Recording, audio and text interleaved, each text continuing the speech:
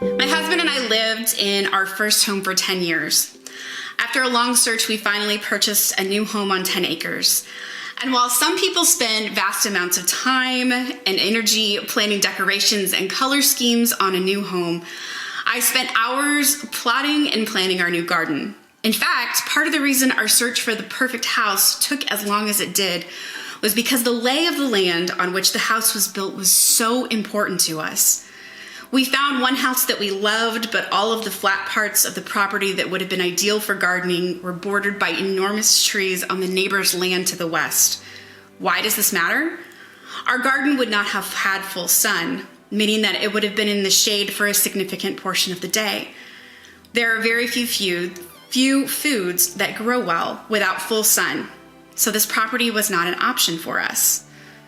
Order matters in the life of a garden. I can't just go out into my backyard, throw out some seeds in the spring, and expect to be canning tomatoes in late August.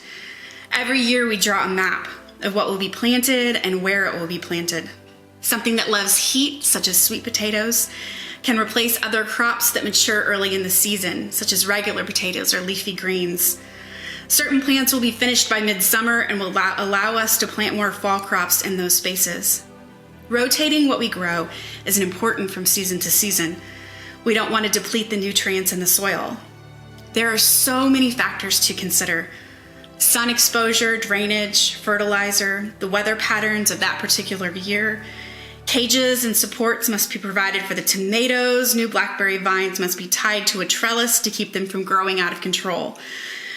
Fruit trees must be trimmed. Strawberries must be mowed over when they stop producing. And strawberry plants must be carefully covered with a thin layer of straw after the first frost.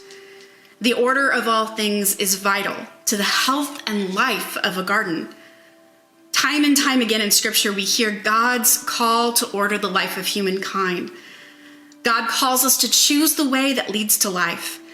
In other words, to choose the way that leads toward the giver of all life. In scriptural terms, sin equals death.